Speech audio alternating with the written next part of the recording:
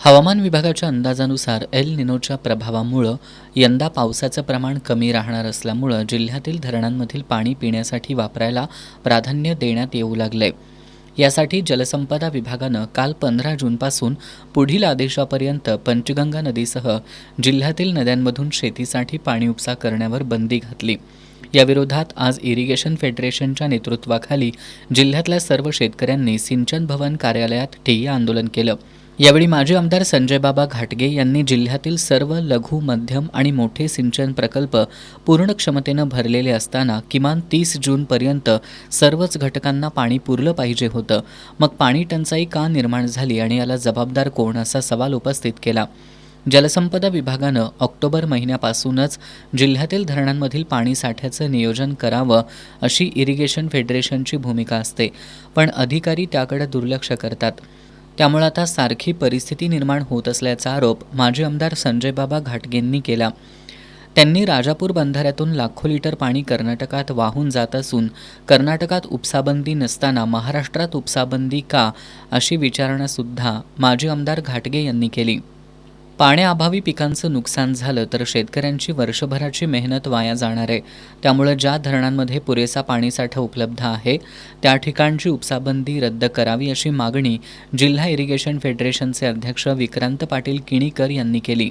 आज आम्ही कोल्हापूर जिल्ह्यातल्या सगळ्याच भागातल्या शेतकऱ्यांची मागणी अशी होती की ज्या ज्या धरणामध्ये पाणी शिल्लक आहे त्या धरणामध्ये त्या पाण्याचा वापर करून ते पाणी आता शेतीला द्यावं।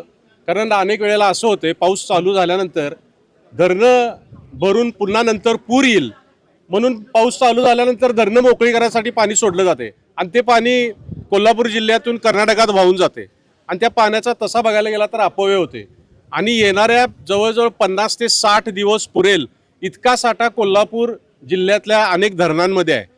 आणि पावसाची परिस्थिती बघता गेल्या वर्षीचा जर पावसाचं प्रमाण बघितलं 15 मेला चालू झाला, पण त्याच्या आधी 5-6 वर्षाचा जर का पावसाचा आढावा घेतला तर 25 जूनच्या पुढे पाऊस चालू झालेला आहे आणि आपल्या इकडे मुबलक पाऊस होतोय।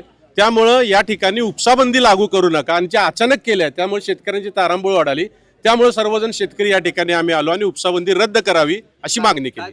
जिल्हा इरिगेशन फेडरेशनचे पदाधिकारी आणि शेतकऱ्यांनी केलेल्या मागण्यांचा विचार करून जलसंपदा विभागाचे अधीक्षक अभियंता चंद्रशेखर पाटोळे यांनी कोल्हापूर जिल्ह्यातील धरणातील पाणीसाठ्याची माहिती घेऊन शासनाच्या धोरणानुसार 31 ऑगस्टपर्यंत पिण्याच्या पाण्याचं नियोजन करून उर्वरित पाणी शेतीसाठी देण्याचं नियोजन करू असं सांगत उद्यापासून टप्प्याटप्प्यानं उपसाबंदी शिथिल करण्याची ग्वाही दिली।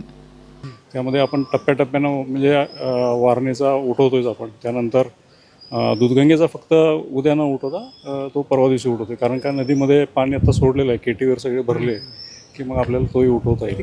यावेळी उत्तर विभागाच्या कार्यकारी अभियंता ज्योती देवकर या उपस्थित होत्या।